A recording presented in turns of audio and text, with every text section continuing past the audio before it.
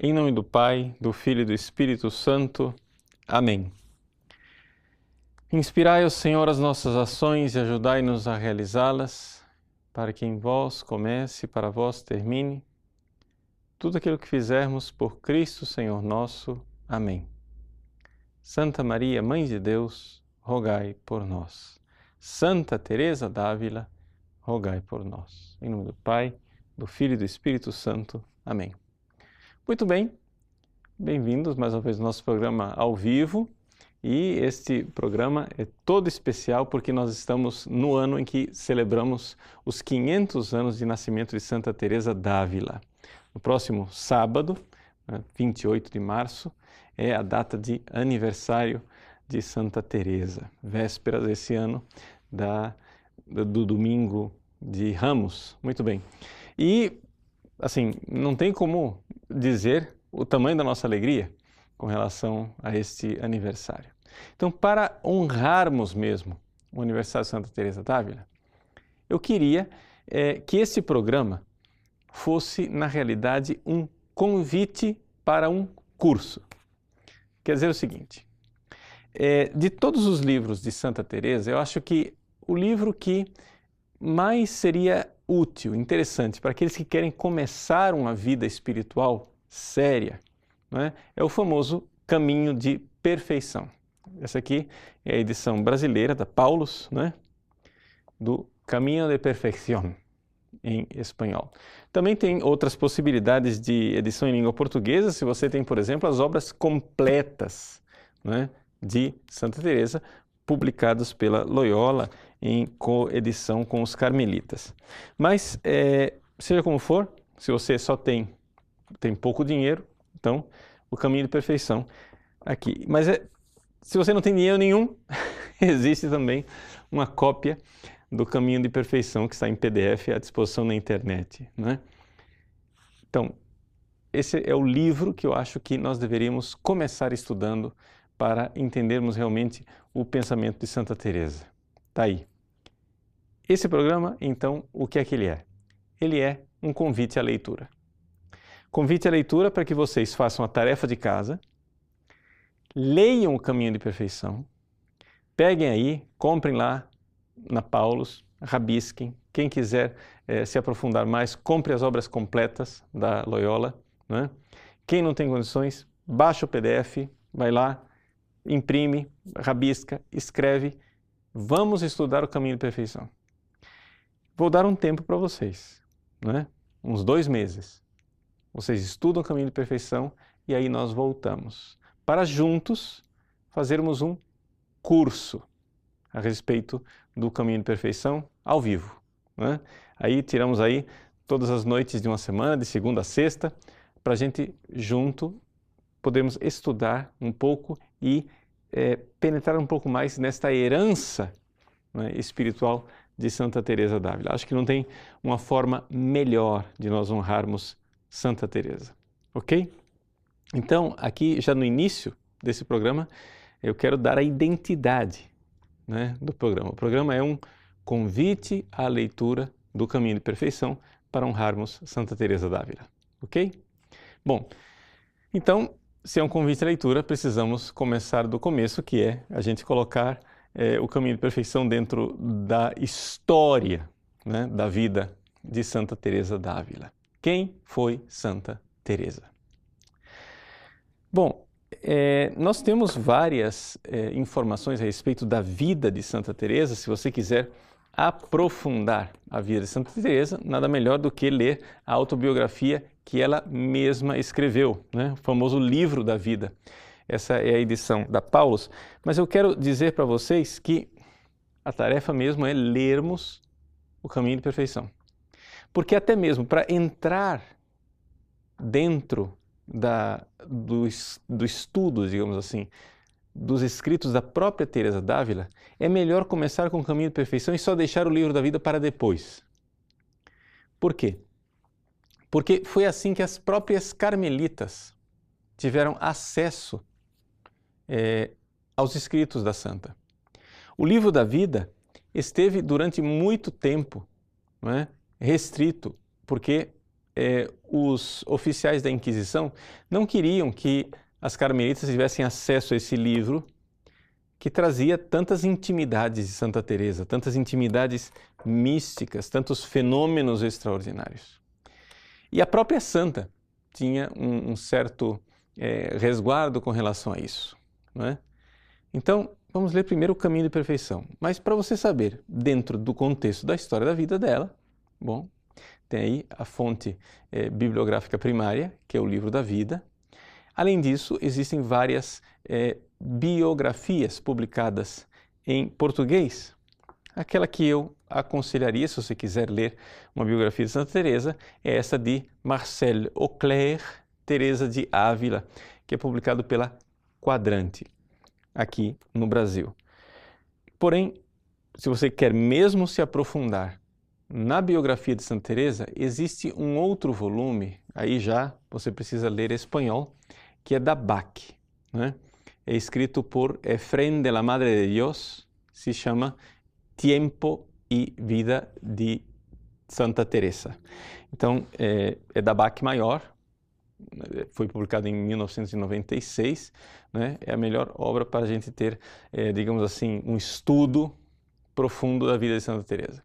Mas vamos então responder essa pergunta. Quem foi Santa Teresa, baseado nesses estudos históricos, na própria autobiografia dela e o que é que ela significa, né, para a Igreja? Teresa d'Ávila, como nós já dissemos, nasceu no dia 28 de março de 1515, 500 anos atrás. Ela nasceu de uma família de origem judaica, né, que, porém, na Espanha da sua época, fazia questão de esconder que eram judeus convertidos ao catolicismo. Ela tinha pais virtuosos, a sua mãe também uma mulher de Deus, mas morreu logo cedo e Teresa ficou órfã. No entanto, ela recebeu uma boa educação religiosa, a tal ponto que a brincadeira dela, quando ela era criança, com 7 anos de idade, era brincar de fundar mosteiros. É quase que profético esse tipo de brincadeira que ela fazia, porque é o que ela fará depois como adulta, né? Irá fundar mosteiros. Então ela fundava mosteiros, brincava de monja. E era tal o entusiasmo para com a vida espiritual que ela, com 7 anos de idade, né, juntamente com o seu irmãozinho Rodrigo, que depois vai morrer na América, no Chile, né, ela sempre meditava a respeito da vida eterna. Ela e Rodrigo, né, repetiam entre si, dizendo: olha, existe vida para sempre, sempre, sempre, né? E depois repetia: e existe dano, existe condenação para sempre, sempre, sempre. E essa ideia de que existe uma vida eterna, uma vida para sempre, uma vida que não passa, entusiasmou de tal maneira as duas crianças que eles dois decidiram que iriam fugir de Ávila para se entregar aos árabes, aos mouros, para serem degolados como mártires cristãos. E então, lá vão eles. Estavam lá planejando, vamos ser mártires. 7 anos de idade, 2 crianças, né, com 7 anos de idade, vamos ser mártires, vamos sair de casa e resolveram então fugir de Ávila. Chegaram somente no portão da cidade, logo ali encontraram o tio e o tio os reconduziu à casa. Mas para dizer que beleza, né? Esta infância, toda ela acalentada com ideais religiosos maravilhosos.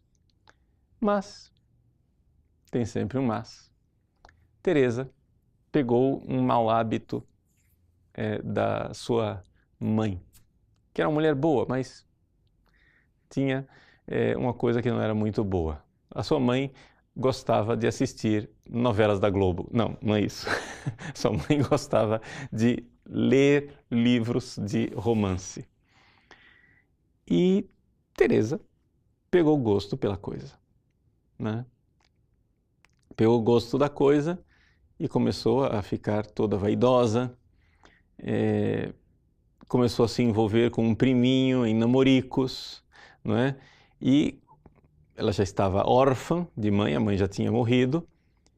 No meio daqueles namoricos, o pai descobriu que ela estava de namorico com um primo e resolveu cortar aquela conversa. Basta! Pegou Teresa e colocou interna num convento de agostinianas. Aquilo serviu para correção, de tal forma que ela, entre as agostinianas, encontrou uma monja agostiniana que lhe falava da vida de Deus, que lhe falava da oração, que ensinou ela a rezar. Então veja, aquele sonho acalentado da infância que tinha desaparecido com a adolescência, não é? Uma adolescência meio vazia, meio fútil. Vamos entender de forma bem clara, né? Porque quando a gente fala adolescência vazia e fútil, o nosso parâmetro do século XXI é de devassidão sexual, nada disso, né? Teresa nem de longe jamais fez pecados mortais nesta área. Não se trata disso. Se trata simplesmente de que ela arrefeceu, ela deixou de ter aquele calor, aquela devoção espiritual que tinha na infância e simplesmente começou a viver uma vida fútil. Então, lá no convento das agostinianas, ela retomou a vida espiritual. Aquela monja agostiniana ensinou ela a rezar novamente, ela começou a fazer orações vocais, retomou aquela devoção da sua infância pelo Santo Terço, que a sua mãe era muito devota de Nossa Senhora, né? E rezava o Santo Terço, e então ela começou a pensar na possibilidade da vida religiosa. Mas a vida religiosa, para Teresa, era algo assim um pouco repugnante. Ela não tinha gosto, né, de pensar de ser religiosa. Ela queria mesmo se casar. Mas ela, e vejam a grandeza dessa mulher, ela disse, mas eu quero ir para o céu. E qual é a melhor forma de ir para o céu? Bom, raciocinando, olhando bem, a melhor forma de ir para o céu é ser monja. Então vou ser monja. E assim ela se decidiu. Decidiu ser monja, mas o pai dela também tinha projetos. E o pai dela queria que ela cuidasse da casa, porque afinal das contas a mãe tinha falecido, alguém tinha que ser a governanta da casa, alguém tinha que liderar a família. E Teresa ficou 2 anos cuidando da família, até que um belo dia, quando ela viu que o pai não ia dar permissão que ela se tornasse monja, ela fugiu, né? E com 20 anos de idade, entrou no Carmelo, né? Entrou no convento das Irmãs Carmelitas de la Encarnación de Ávila, né? O famoso Mosteiro da Encarnação. O Mosteiro da Encarnação era, evidentemente, da Ordem Carmelita, que ainda não tinha sido reformada. Santa Teresa quem vai reformar. Então, não havia nessa época carmelitas descalças e carmelitas calçadas. Não tinha nada disso, era só uma ordem, a Ordem dos Carmelitas. E no mosteiro viviam cerca de 200 mulheres, então era uma cidade, não era um mosteiro, né? E numa vida muito pouco exemplar. Em que sentido? Como era o Carmelo no qual entrou Santa Teresa. Acontece o seguinte, as irmãs elas tinham que providenciar a sua própria alimentação. Então as nobres, que vinham de família nobre, tinham renda, tinham o dote, tinham criadas. Então você tinha lá uma classe A, irmãs que viviam, o hábito delas era de tecido especial, com rendas, com adornos diferentes, etc. e tal. Tinha as irmãs ricas, nobres, tinham empregados, servos, não é? E assim por diante. Enquanto as pobres passavam fome e tinham que pedir esmolas. Então eram 200 pessoas, mas cada um vivia uma vida diferente. Havia muita gente que entrava no convento, pessoas podiam entrar, se passava muito tempo conversando e companhia limitada. Então era uma vida que não era por nada uma vida religiosa. Exemplar. Teresa entrou neste convento, mas logo adoeceu. Ficou doente e foi esta doença que foi realmente o caminho da salvação para ela. Ela ficou doente, uma doença muito estranha, que ninguém curava. Quando viram que o negócio ficou bastante grave, o pai tomou a frente e resolveu levar a filha para fazer uma terapia, não? Então, Santa Teresa foi para um spa. né? Na verdade, ela foi para uma vilazinha chamada Becedas, onde havia uma curandeira, né? Então, essa curandeira fazia garrafadas, né? Chás e companhia limitadas para curar Teresa. No caminho para Becedas, um acontecimento espiritual extraordinário. O tio de Teresa, que era um viúvo muito virtuoso, gostava de rezar, deu para ela um livro chamado O Terceiro Abecedário de um frei Francisco de Osuna. Nesse terceiro abecedário, ensinava a rezar. E Teresa então a sua vida espiritual começou a rezar, começou a seguir aquilo, coisa que ela não tinha aprendido no convento. Ela começou, através do terceiro abecedário, a rezar. Estava doente, estava fora do convento, foi lá para Becedas e começou seu tratamento com a curandeira, mas aquilo não ajudou em nada, só estragou mais ainda a saúde de Teresa. E ela, então, tentando, né, se recuperar, voltou para a encarnação. Resumo da ópera: a mulher quase morreu, teve um paroxismo, passou 2, 3 dias em coma, chegaram até a abrir a cova dela. Alguns frades que ouviram falar que ela tinha morrido, inclusive ofereceram missa pela alma dela. Ela ficou em casa, né? O pai dela, porém, não permitiu que ela fosse enterrada. Lá estava ela, toda pronta para ser enterrada na cama. Acenderam as velas, os círios ao redor da cama para enterrá-la, mas o pai se agarrou ao suposto cadáver da filha e disse: esta minha hija não é para enterrar. Essa minha filha não é para ser enterrada. E não permitiu que ela enterrasse. O fato é que a mulher então de fato voltou do seu coma. Nesse íntere quase morreu queimada porque um dos círios caiu em cima da cama e pegou fogo em tudo. Bom, uma novela. E ela então voltou para o convento da Encarnação, muito mal. Um belo dia, depois da oração, as irmãs saíram do coro e ficaram perplexas de ver Teresa fora da cama, engatinhando, andando de gatas, como se diz em espanhol, engatinhando e louvando a Deus. Muito difícil a sua recuperação, porém ela se recuperou, e quando se recuperou dos seus problemas de saúde, abandonou a vida de oração. São dessas coisas que fazem parte da vida, das peripécias da vida de um santo. Então ela ficou doente, aprendeu a rezar. Curou, parou de rezar. E é interessante que nesse caminho, o seu pai, que influenciado também pelo tio, começou a viver uma vida de oração e partilhava a oração com a filha, isso e aquilo. E a filha não tinha coragem de dizer para o pai: papai, eu não estou mais rezando. Eu quero que vocês entendam o que quer dizer não estou mais rezando. É que não estou mais fazendo a oração privada interior, porque é evidente, ela era monja, ela fazia a oração do coro junto com as outras monjas. Então, imagine, rezava muito mais do que muitos de nós. Naquela época, a liturgia das horas, que as monjas tinham que rezar, elas rezavam os 150 salmos em latim toda semana. Teresa não sabia nenhuma palavra de latim, mas rezavam, não é? Mas o fato é que a oração interior, verdadeira, de diálogo, aquilo que ela depois vai definir como esse trato de amizade com Deus, foi abandonada. O pai morreu e ela então retomou a vida de oração. Começou novamente, decididamente, a rezar. E aqui estão as coisas de Teresa. Teresa era decidida, né?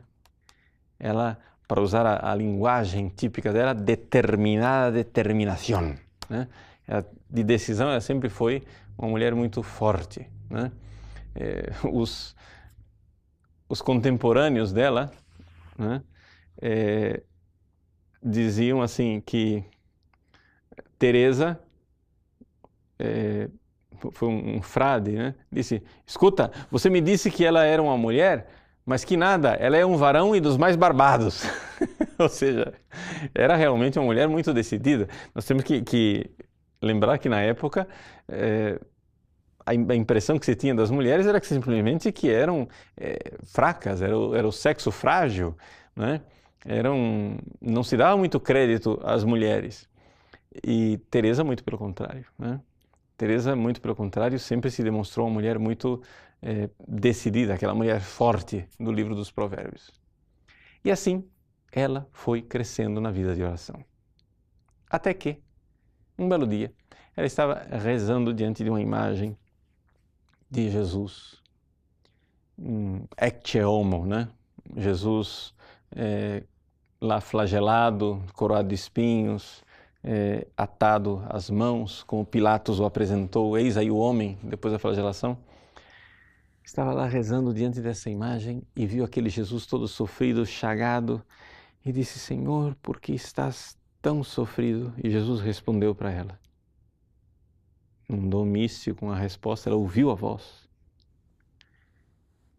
Eu estou sofrendo assim por causa das tuas conversas fiadas no locutório, no parlatório, onde você, ao invés de ser monge, ficar conversando comigo, fica recebendo o povo da cidade e conversando fofoquinhas, né? É por isso que eu estou assim. A partir dali, Teresa então se converteu. Estava com 40 anos de idade. Vejam, foram 20 anos de vida religiosa em que finalmente ela se converteu.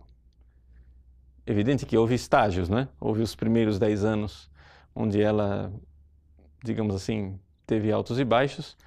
Com 10 anos de vida religiosa, ela se determinou que iria fazer vida de oração. Levou 10 anos, mais 10 anos para finalmente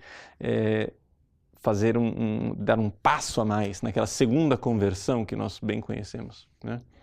A segunda conversão que faz com que as pessoas comecem a ser progredidas e não mais iniciantes. Então, com 40 anos de idade, Teresa inicia verdadeiramente a vida mística como tal. E assim, ela foi crescendo, até que ela, de tanta dificuldade naquele Carmelo imenso com 200 pessoas, recebeu licença para fundar um Carmelo pequeno, um Carmelo muito pobre, que é o Carmelo de São José, São José de Ávila. No Carmelo São José, então, ela inicia a nova vida, aquilo que seria depois a reforma, né, carmelitana, as carmelitas descalças. Mas é importante lembrar o seguinte, que Teresa, quando fundou o Carmelo de São José, pensava que iria viver ali a vida inteira. Ela não pensava absolutamente em fundar outros Carmelos ou de fazer uma reforma carmelita. Não, ela simplesmente recebeu licença para ir com outras 4 companheiras para morar no outro Carmelo. Daqui a pouco, uns anos depois, aquelas 4 eram 12. Então tornaram-se 13, um número simbólico de Teresa, mais as 12 apóstolas, por assim dizer, né? Como Jesus e os 12 apóstolos. E é para estas 12 que ela escreve o Caminho de Perfeição. Vejam, para contextualizar, a essa altura do campeonato, Teresa estava nas sextas moradas. O que é que isso significa? Significa que ela já estava no estágio de vida espiritual plenamente mística, que são as 2 últimas moradas, as sextas moradas e as 7ª moradas. E é evidente que as irmãs carmelitas que estavam com ela, aquelas 12, enxergavam e viam que a madre priora, né, tinha dons místicos. Eu tenho uma priora do Carmelo de Valladolid, muito boa, Madre Olga Maria del Redentor, que tem vários vídeos na internet onde ela comenta o Caminho de Perfeição. Aliás, aconselho vocês a olharem no YouTube, né, as Carmelitas de Valladolid.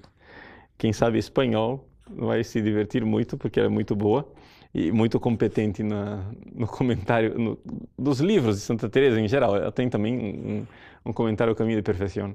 Ela diz assim, que as monjas como toda monja, eram bisbilhoteiras. Isso é uma monja dizendo, ninguém vai me acusar aqui de estar acusando. Então dizia, as monjas são bisbilhoteiras. E tem, assim, prova histórica de que as monjas escreviam recadinhos umas para as outras, falando dos fenômenos místicos da Madre, né, Santa Teresa. Então, porque aconteceu isso e aquilo outro com a Madre, etc e tal. Então, fofoquinha para lá, fofoquinha para lá. Elas queriam saber o que estava acontecendo com a Madre, aqueles fenômenos místicos extraordinários. Um belo dia, uma freira, né, uma monja estava lá olhando pelo buraco da fechadura e a outra lá encontra no corredor. O que é que você está fazendo? Estou vendo nossa Madre que está lá levitando lá dentro, olha lá, vem cá. E elas olhando pelo buraco da fechadura. Santa Teresa levitando. Dons místicos extraordinários. Santa Teresa não era uma mística, né, dessas comuns, era uma mística extraordinária, grandíssima. Bom, o fato é o seguinte, é que essas monjas bisbilhoteiras chegaram e disseram para a Madre, Madre, ensina-nos a rezar. Como os discípulos pediram a Jesus, ensina-nos a rezar. Pois bem, vamos lá. E ela escreveu o Caminho de Perfeição para ensinar a rezar. E ela, por acaso, contou para elas os dons místicos, mas nem de longe. Esse que é o bonito da coisa. Elas todas curiosas, ela vai contar, ela vai falar para nós, né, de levitações, de êxtases místicos, a transverberação, ela vai contar tudo. Não contou nada. Não contou nada. Ela já tinha contado tudo isso no seu famoso livro da vida. Né? No livro da vida ela já tinha contado esses fenômenos místicos, mas o livro da vida, que já estava escrito, foi o primeiro escrito de Santa Teresa, ela escreveu mais para os confessores, para os homens letrados, espirituais. Por quê? Porque Santa Teresa viveu um tempo de muita angústia, porque ela não sabia se os fenômenos místicos pelos quais ela estava passando eram coisas de Deus ou eram coisas do diabo. E havia muitos confessores que diziam que eram coisas do diabo, porque tinha, por exemplo, acontecido uma série de farsantes e de mulheres pseudomísticas, alumbrados e companhia limitada naquela época, e a Inquisição espanhola estava toda contra os fenômenos místicos. E havia muitos confessores que não criam nos fenômenos místicos. Confessores que disseram a Santa Teresa, né, que se Jesus aparecesse para ela, que ela desse figa para Jesus, né, que fizesse um gesto de desprezo para ele. Porque era coisa do diabo. Até que Jesus apareceu para ela e disse, não, minha filha, sou eu. Fique tranquila. E ela foi consolada, né, por alguns confessores jesuítas e, sobretudo, por homens santos, como São Francisco de Borja, jesuíta, e São Pedro de Alcântara. São Pedro de Alcântara, sobretudo, foi muito importante para apaziguar o coração da Santa Madre, para que ela compreendesse que tudo aquilo era realmente um dom de Deus. Mas então, o livro da vida, onde ela tinha escrito estas coisas, estava na mão da Inquisição. E a Inquisição, como eu disse, não queria que as monjas soubessem dessa história, porque não era de se incentivar esse tipo de coisa. Então, Teresa escreveu o seu primeiro Caminho de Perfeição, o primeiro manuscrito do Caminho de Perfeição, para as suas monjas do mosteiro de São José de Ávila, as 12 primeiras. Num estilo muito tranquilo, muito bonito, muito familiar, né, muito desenvolto. Por quê? Porque ela sabia que aquele livrinho não ia sair dali, né? Ela chamava o livro da vida de El Libro. E esse daqui, El Livrillo, o livrito, né? O livrinho. Era o livrinho para as monjas, ensinando a rezar. E acontece o seguinte, que o mosteiro de São José começou a brotar, digamos assim, a florescer em novas fundações. Surgiram outras fundações, começaram as primeiras 5 fundações de Santa Teresa, e aí a coisa começou a ficar grande. E aí esse livrinho já não dava mais para ficar nesse estilo familiar inicial, que é que Santa Teresa muito esperta, mulher prudente, fez? Ela entregou o livro para um frei dominicano, e o frei dominicano foi lá e, caneta, e começou a rabiscar o livro, dizer, isso aqui não, aqui você está citando a Bíblia. A Inquisição diz que mulher não pode ler a Bíblia, então nada de citar a Bíblia, risca, pronto. Senão você vai ser condenada. Ela entregou para esse dominicano inquisidor, que era amigo dela, para que ensinasse a ela como era a coisa. Então ela fez uma segunda redação, onde ela mesma copiou, ela mesma refez a redação, de tal forma que nós temos hoje 2 textos do Caminho de Perfeição. É importante a gente saber disso para entender, né? Então, se você pega aqui as obras completas de Santa Teresa, né? Santa Teresa de Jesus, da Bach também, você encontra aqui o Caminho de Perfeição. Não dá para vocês verem daí, mas em todos os casos eu aponto, né? A parte de cima, a letra está em letra normal e a parte de baixo em negrito, né? Mais escuro. São os 2 manuscritos. Você pode ver que os textos são bem semelhantes, mas não são iguais. Em cima, a parte de cima é o famoso Códice do Escorial. O Códice do Escorial é aquele primeiro livro lá escrito nesse estilo mais familiar. E a parte de baixo, né, é o Códice de Valladolid, que é, digamos assim, o texto oficial, que geralmente é o que nós encontramos traduzido, porque é o texto corrigido pela própria santa, não é? Mas quem tem facilidade com o espanhol, não é? E quiser ler os 2, é bem interessante a gente ver o estilo desenvolto do Códice do Escorial, né? A gente vê ela criticando a Inquisição de coisas, de livros, etc. E tal. Claro, tudo isso foi cortado, né? Porque era uma mulher muito, muito esperta e sábia. Bom, então, qual é o conteúdo, não é, do Caminho de Perfeição? Já que esse programa é um convite à leitura, o que é que a Santa Madre ensinou para suas primeiras filhas? Primeiro, é um livro, mesmo a edição oficial, é um livro bastante familiar, onde ela está falando realmente com as suas filhas. O livro a gente pode, assim, basicamente, grosso modo, dividir em 3 partes, né? Os capítulos 1 e 3, o 2 está ali no meio, um pouco como de paraquedas, né? Mas o capítulo 2 e 3, onde ela dá a identidade das carmelitas, né? O que é essa fundação? Para que é que nós viemos aqui no Carmelo São José? Depois, ela coloca um pouco as virtudes necessárias para viver a vida de oração. E depois, a vida de oração, onde ela, muito livremente, colocando coisas que era interessante para as pessoas aprenderem a orar, ela muito livremente comenta o Pai Nosso, né? Então, basicamente, é esse o roteiro, digamos. É claro que pode ser dividido em mais partes. Por exemplo, aqui nessa edição da Paulus, né? Ela coloca lá, primeira parte, que são os 3 primeiros capítulos, finalidade da reforma teresiana. Aí vem a parte das virtudes necessárias para oração.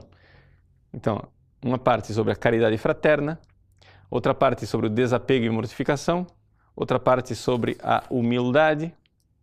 E aí, a quinta parte seria onde ela começa a descrever a oração como tal. A oração mental, oração de recolhimento, oração de quietude.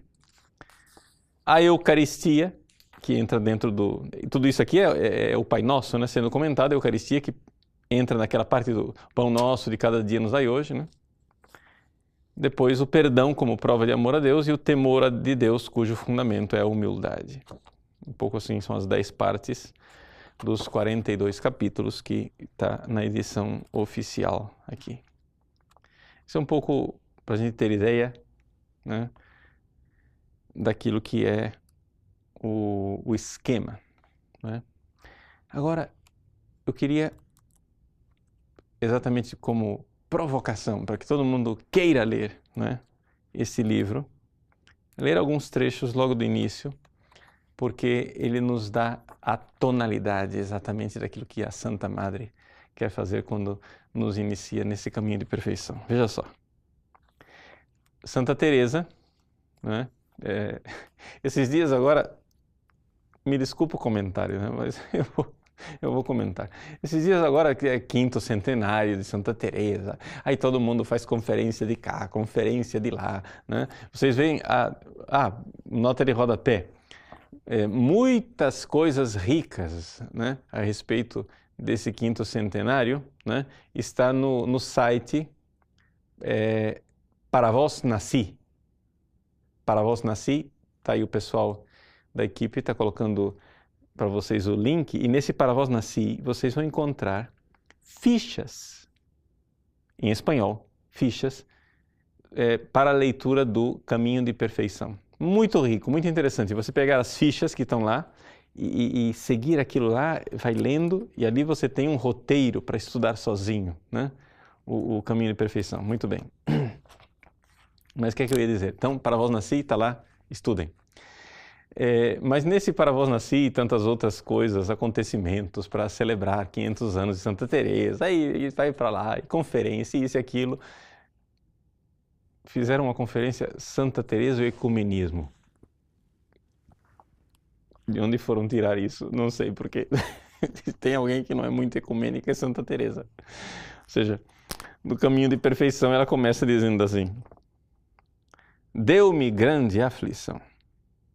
Perdão, é o número 2, do capítulo 1º, né? Número 2.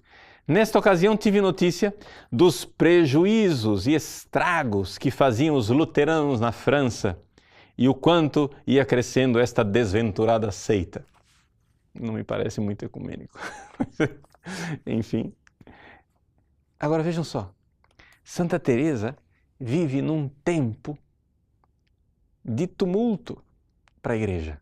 Parecido com o nosso tempo agora, né? De repente, veja, nós estamos acostumados, nós nascemos num mundo em que os protestantes já existem. Santa Teresa nasceu num mundo em que não havia protestantismo. De repente, ela recebe a notícia que países inteiros estavam deixando a Igreja Católica. Se isso não é uma coisa que mexe com a cabeça das pessoas, então ela ficou perplexa. A Inglaterra foi, a Alemanha foi, agora a França, batalha, briga na França. Meu Deus, não somente isso, a descoberta da América está lá. Um continente inteiro para ser evangelizado e nós católicos temos que chegar primeiro antes dos protestantes, porque para evangelizar e Teresa querendo mandar missionários e não sabia o que fazer. Como que ela faz? Para ajudar a igreja. Veja, é uma mulher que é igreja até a medula do osso, até o fundo da sua alma. Tanto que as últimas palavras de Santa Teresa quando ela morre é: enfim, sou filha da igreja, não é? Filha da igreja. Então, veja a reação dela quando ela ouve essas notícias. Países inteiros se tornando protestantes, a América precisando ser evangelizada. E ela lá, num Carmelo em Ávila, o que é que ela podia fazer? Num Carmelo com 12 mulheres, numa pobreza extrema, porque era um Carmelo sem renta, ou seja, sem fundo de onde pudessem tirar o dinheiro, tinha que viver de esmolas. E basicamente ela dizia para as monjas: olha, é o seguinte, no dia que tiver comida a gente come, no dia que não tiver comida a gente jejua.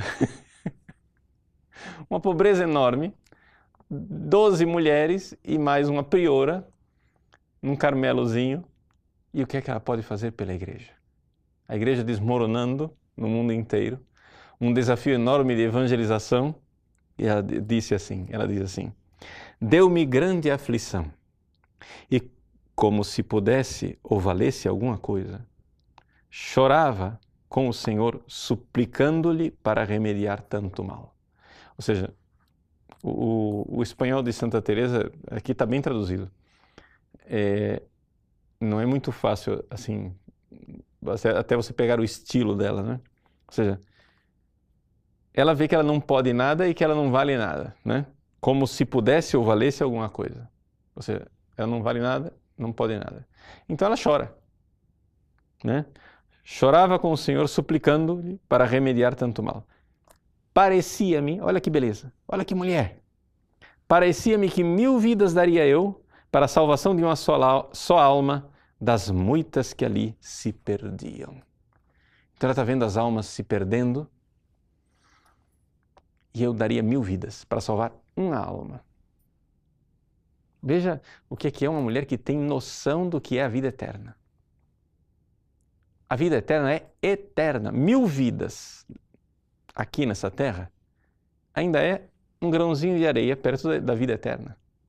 Então, se ela desse, a Teresa nasceu, viveu uma vez, nasceu outra vez, viveu a segunda, a terceira, a quarta, a quinta, 1000 vidas, e as 1000 vidas ela deu para salvar uma alma. Ela diz, vale a pena, vale a pena. E a gente fica na nossa contabilidade mesquinha, né? Eu fico aqui, o site Padre Paulo Ricardo, né? Então eu fico assim, nossa, quantos 1000 acessos, quantas pessoas. Ah, quantas pessoas se converteram a partir do site? Ah, quantas? Uma dezena, uma centena. E a gente fica pensando, mas é muito pouco ainda. Como muito pouco ainda? Santa Teresa diz, 1000 vidas por uma alma. Uma alma que você salvar, ajudar a salvar, meu filho, já valeu a pena. Uma. Pois bem, e ela diz assim, sendo mulher e ruim, veja, ela reflete muito bem, o que é que uma mulher pode fazer naquela época, século XVI? Nada. E ela diz, além de ser mulher, ainda sou ruim, ou seja, duas dificuldades. Senti-me incapaz de trabalhar como desejava para a glória de Deus. Ela se sente incapaz e diz, tendo o Senhor tantos inimigos e tão poucos amigos. Contabilidade, inimigos, muitos, amigos, poucos. Toda a minha ânsia era, e ainda é, para que ao menos estes fossem bons. Ou seja, para que ao menos os amigos de Deus sejam bons. Já que tem tantos inimigos e poucos amigos, então vamos trabalhar para que os amigos sejam bons. Determinei-me então, eis aí uma palavra teresiana, determinei-me, determinada determinação, né? Determinei-me então a fazer este pouquinho a meu alcance. A Madre Olga Maria, do Carmelo de Valladolid, comenta assim, ainda bem que era pouquito, porque se fuera muchito, ainda bem que ela resolveu fazer pouquinho, porque se fosse muito o que ela propunha, era impossível. E qual é esse pouquinho, esse pouquito que ela quer fazer? Seguir os conselhos evangélicos com toda a perfeição possível. Esse é o pouquinho que ela pode fazer. Ainda bem que é pouquinho, né? Ou seja, ser santa. Como é que eu posso salvar a igreja? Bom, vamos ser santas, minhas irmãs.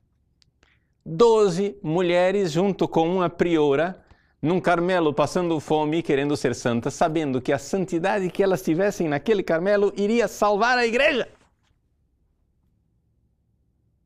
Eis aí a solução. Queremos ajudar a igreja na crise? Sejamos santos, tenhamos determinada determinação de fazer o pouquinho que nos é possível, ou seja, viver o melhor possível os conselhos evangélicos. Conselhos evangélicos, para quem não sabe, pobreza, obediência e castidade, né? Com toda a perfeição possível e procurar que estas poucas irmãs aqui enclausuradas fizessem o mesmo. No capítulo 3, Santa Teresa, então, continua a sua reflexão sobre a identidade. Quem são essas carmelitas que vão fazer o seu pouquito para salvar a igreja? Ela faz uma comparação, né, de guerra. É interessante que depois ela vai escrever o famoso o castelo interior, as moradas. E Santa Teresa sempre fala de castelo, etc. Se entende muito bem que ela fala de castelo. Você vai a Ávila, é muro para tudo quanto é lugar, né? Era o que ela vivia. Ela abriu os olhos e via castelo. Então ela coloca a questão, uma estratégia de guerra. Bom, você está num país que está sendo assediado. Então você vai e junta alguns guerreiros valorosos num castelo que ficam ali, né, segurando firme para que o inimigo não tome aquele lugar forte, né? Então, ficam ali segurando. E esta ideia de guerreiras, ou seja, veja, é uma ideia muito pouco feminina. Você tem lá 13 mulheres passando fome num mosteiro em Ávila. E o que ela diz? Somos guerreiras. Porque Santa Teresa está realmente convencida de que a sua santidade e a sua vida de oração, ela é apostólica, apostólica. Ou seja, que a sua oração move o mundo. Ela coloca com toda clareza que a oração delas, né, iria sustentar os defensores da fé, os grandes pregadores, os grandes teólogos. E que ela, com essas irmãs ali enclausuradas, né, iria guerrear por Cristo. Encerradas, peleamos por Cristo. Né? Fechadas ali, estamos lutando. Esta luta espiritual, esta batalha, esta convicção de que a oração não é um passatempo. A oração, ela é salvífica. Salvífica para mim e salvífica para a humanidade, para a igreja.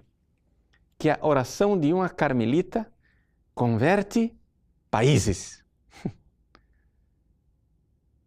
Eis aí. Pergunta, nós cremos nisso? Cremos nessa realidade de que a conversão interior, que a busca de santidade pessoal é capaz de salvar multidões? Eis aí o projeto do caminho de perfeição. É o poquito que podemos fazer. É o pouquinho que nós podemos fazer. A nossa santidade. Portanto, é uma operação de guerra. É realmente um convite. Então, esse nosso programa hoje é um convite para você, para juntos dedicarmos aí, temos 2 meses, para ler, estudar, meditar, pegar as fichas, baixa lá as fichas, lê em espanhol, sublinha, faz, etc., medita o caminho de perfeição. Para que nós possamos juntos aprender a orar, e é uma oração que nos santifique e que santifique o mundo. Que seja realmente caminho de salvação para nós e para tantos outros. E que possamos dar 1000 vidas pela salvação de tantas almas que necessitam. Ok? Então, fazemos agora um pequeno intervalo e, caso você tenha alguma pergunta e eu dê conta de responder, né, a gente volta já já para mantermos o nosso diálogo. Até mais. Muito bem, nós voltamos então para tentar responder algumas perguntas de vocês. Alex Antunes pergunta assim, a segunda... Opa, está virando aqui o texto do iPad, tá? Alex Antunes, a segunda conversão seria a via iluminativa? Sim, Alex, a gente tem, digamos assim, podemos dividir em 3 partes, né? A vida espiritual de uma pessoa tem a vida dos iniciantes, né?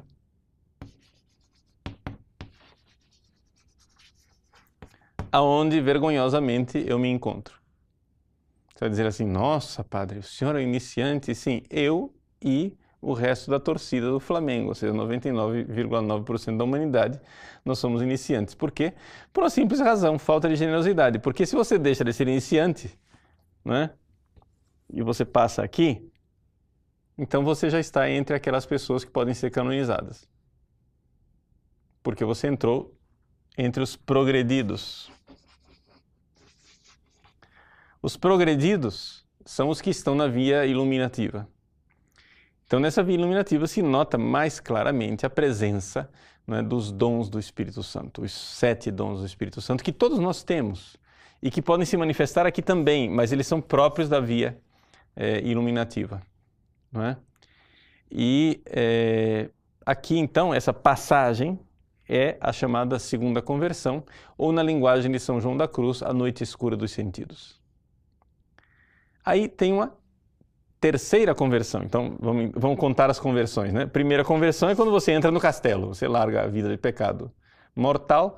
Se você está em estado de graça, se confessou, não está em pecado mortal, então você está aqui. Já fez a primeira conversão. Aí você vai progredindo até que você consegue a segunda conversão, a noite escura dos sentidos, que é razoavelmente, digamos assim, comum na história da igreja, não é? Porque aqui, vamos dizer, é razoavelmente comum ter santos na história da igreja. Eu não sou santo porque sou sem vergonha, safado, assim, preguiçoso. Tenho preguiça de amar a Deus. Se eu fosse menos preguiçoso, quem sabe eu estaria aqui, mas não estou. Comecei tarde, estou na esperança de passar para lá. Eu quero chegar aqui, tá entendendo? Agora, esta outra passagem aqui, ela já é mais difícil, que é a terceira conversão, que é a chamada noite escura do Espírito. Aí, quando o cara chega aqui, está realmente digamos assim, no nível dos perfeitos, que são as sextas e as sétimas moradas.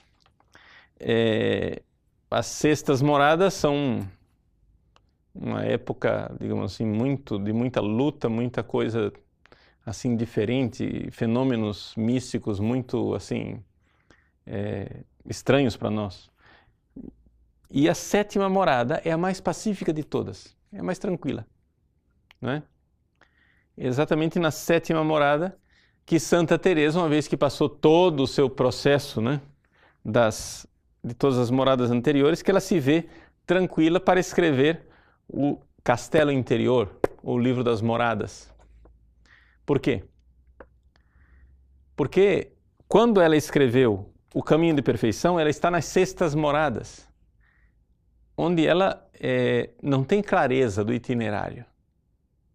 Mas depois que ela está nas sétimas moradas, as coisas ficam bem claras, porque a pessoa que está na sétima morada a sétima morada é muito simples. Você está divinizado, ou seja, o seu coração está talmente unido a Deus que não existem mais êxtases, arrebatamentos, assim, arroubos, digamos assim, espirituais, visões, esses fenômenos místicos diferentes. Por quê? Porque enquanto há esses fenômenos místicos, é porque você ainda está, digamos assim, variando.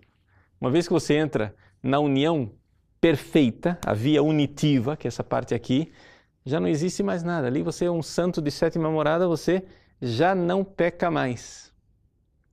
Já não peca mais. Santos de sétima morada não são muito comuns, mas são os grandíssimos santos da igreja, né? Então existem níveis de santidade, tá? Os santos de sétima morada, eles já não pecam mais. Pode parecer muito estranho para as pessoas que não conhecem isto, não é? Mas Santa Teresa, quando ela descreve a sétima morada, ela vê claramente, ou seja, a pessoa descobre, ela vê que a Trindade habita no seu coração. Não é mais uma coisa de fé, ela vê isto, né? E as sétimas moradas são de uma natureza completamente diferente das sextas. Bom, quando ela escreve o Caminho de Perfeição, ela está nas sextas moradas. Ela já está aqui, entre os perfeitos, né? Porém, não tem ainda a clareza para escrever as coisas. Então, assim, tem uma pergunta aqui, deixa eu ver. A pergunta é o seguinte, se existe uma ordem, cadê? Para ler os livros de Santa Teresa, né? Aqui, Wagner Souza Ferreira, boa noite. Existe uma sequência para ler esses livros de Santa Teresa?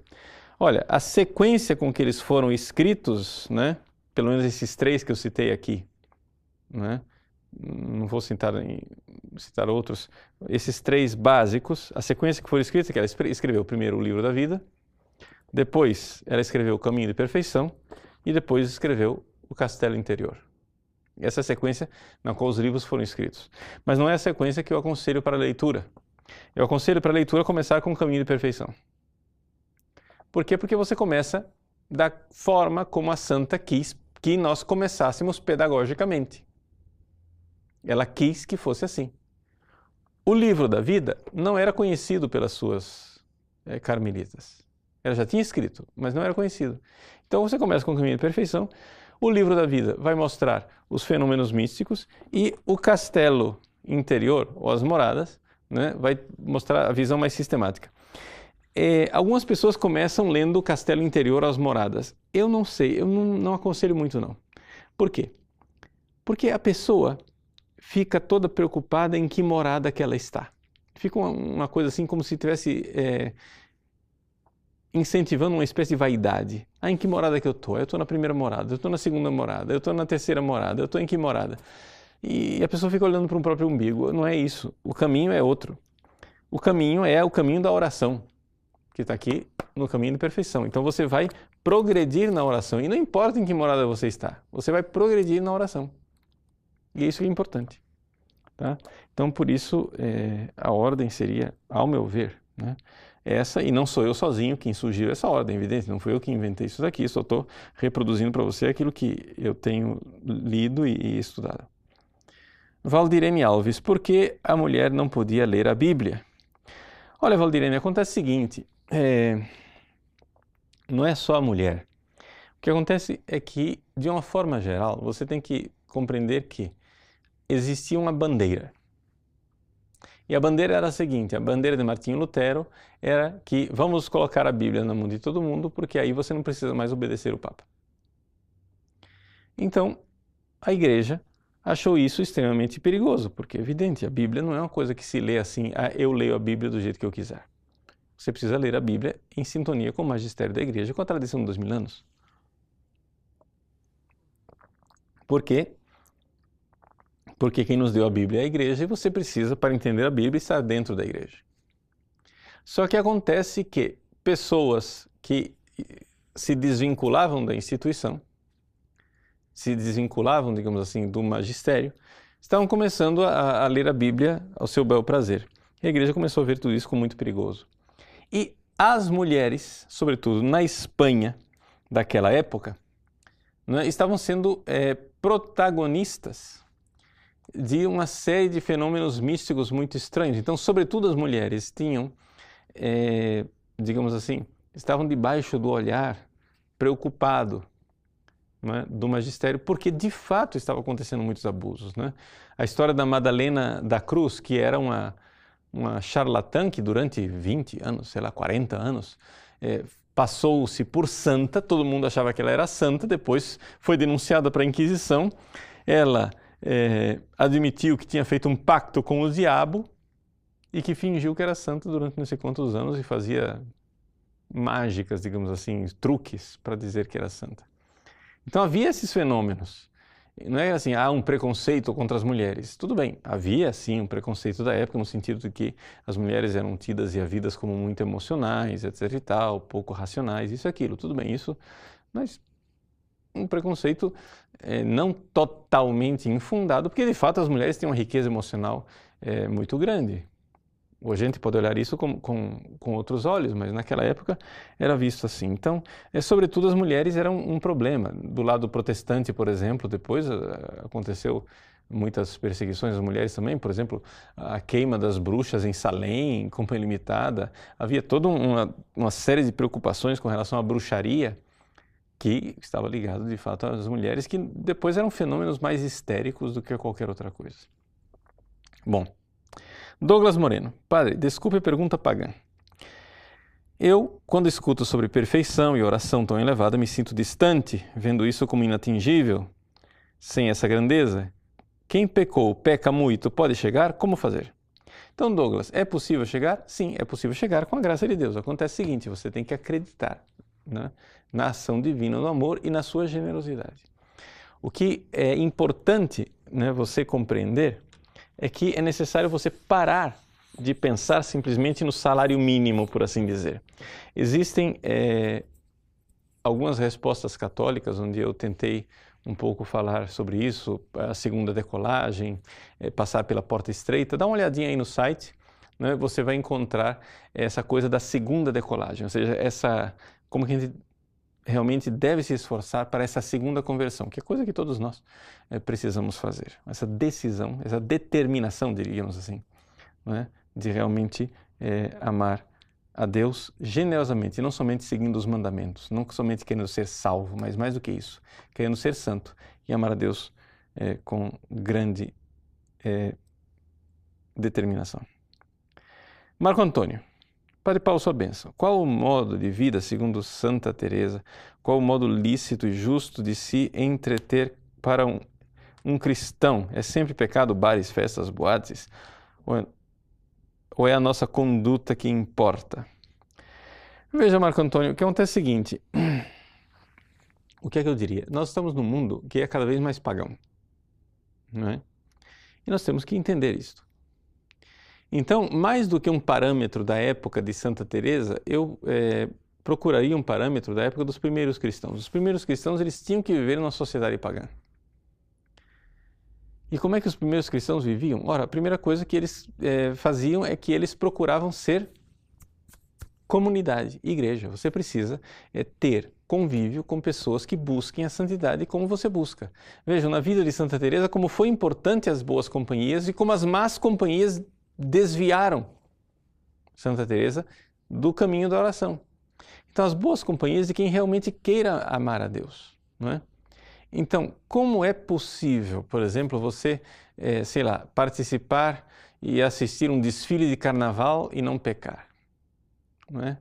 Como é possível, assim, por exemplo, você viver em ambientes onde o erotismo paira no ar e não querer que isso, não ver nisso uma ocasião de pecado? Porque o problema é o seguinte, não é o moralismo, ai, pecado, pecado, pecado. Não, o problema é o seguinte, isso tudo é um obstáculo para o amor. Porque o contrário do amor não é necessariamente o ódio, o contrário do amor é usar e ser usado. Onde as pessoas vivem, na sociedade pagã que nós vivemos, as pessoas são usadas e usam os outros. Como é possível realmente amar? Não é? Então essa é a pergunta. Como é possível amar e viver nesses ambientes, né, em que o amor não é crido, não se crê no amor? E nós cremos no amor, porque nós somos cristãos, esse é o nosso distintivo. Né? Então, mais ou menos essa. Tem várias outras perguntas, vou pegar mais uma. Irmã Maristela pergunta: nós, como franciscanas, temos a espiritualidade de Cristo crucificado, algo que marcou a vida de São Francisco. O que marcou a espiritualidade de Santa Teresa? Veja, irmã, o que acontece é o seguinte: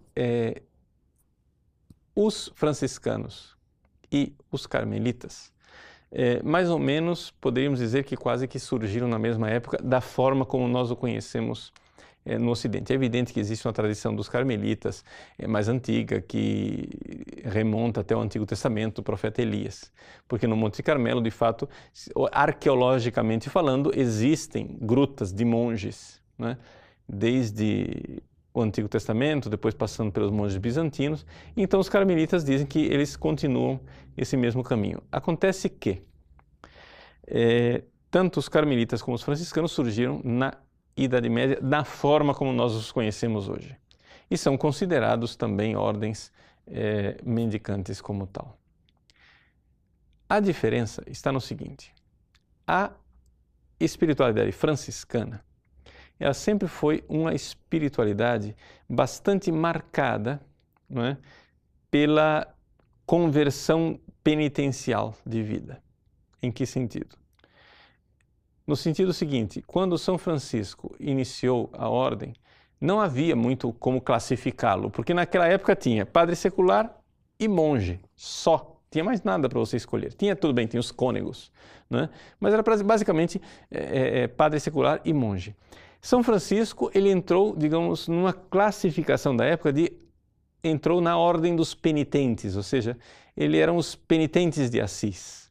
Ele tomou o hábito de penitência, que era aquilo que as pessoas que cometiam grandes pecados faziam, e começou a viver esse estilo de vida. Este estilo de vida penitente tornou-se apostólico, né?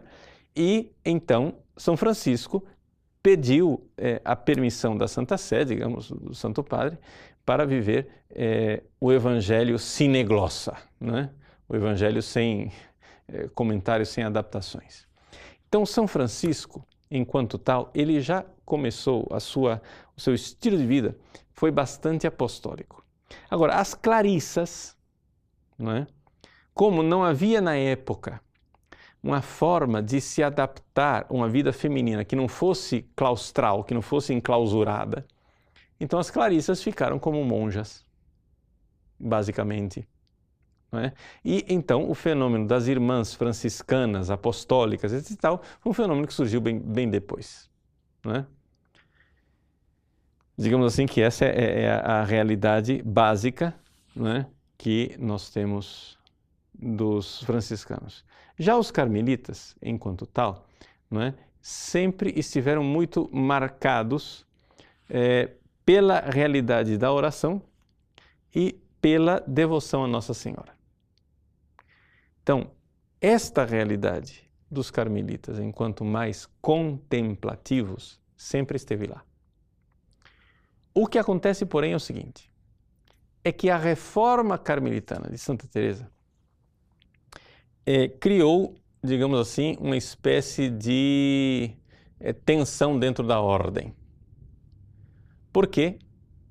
Porque se discutia qual era, então, o status dos homens, já que as mulheres eram enclausuradas, qual era o status dos homens? Os homens eram também contemplativos, como São João da Cruz? Ou Santa Teresa queria que os homens fossem mais apostólicos?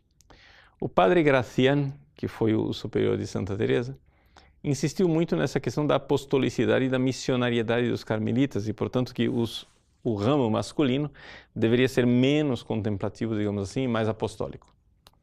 E isso daí, então, criou toda uma outra situação histórica. Então, por isso que nós temos hoje, não é? A gente vê com toda clareza que os carmelitas, embora estejam ligados a Santa Madre, etc., são muito mais apostólicos e as carmelitas são mais contemplativas. Então é interessante ver o seguinte, enquanto os franciscanos nasceram apostólicos e tem, por acaso, um ramo contemplativo, que são as clarissas, os carmelitas nasceram contemplativos e agora se desdobraram no ramo apostólico, digamos assim, que é tendencialmente aquilo que nós temos no ramo masculino. Então, analisando as duas ordens, eu diria isso daí. Se você quiser colocar num ícone, como você colocou, que os franciscanos estão bem firmados em Jesus crucificado, não é? Então eu diria, num ícone, que os carmelitas estão firmados em Nossa Senhora, né? O hábito de Nossa Senhora, o hábito, né? Nossa Senhora contemplativa, a Virgem do Carmo. Então, digamos assim, seria esta um pouco a diferença, numa análise talvez que eu tenha extrapolado. Desculpe aí os historiadores franciscanos e carmelitas se não concordam muito com a análise que eu fiz, mas é uma tentativa de simplificar um pouco digamos, a diferença entre as duas ordens. Tá bom? Então, Deus abençoe vocês, né? E já aqui deixo para vocês uma bênção especial para vocês viverem uma Semana Santa, não é? Toda cheia de Deus e realmente iluminada. Vamos entrar, não é? Sábado, 500 anos de Santa Teresa, o aniversário dela que nos introduz na Semana Santa com o Domingo de Ramos e para celebrarmos bem a Páscoa do Senhor. Deus abençoe vocês. Em nome do Pai, do Filho e do Espírito Santo. Amém.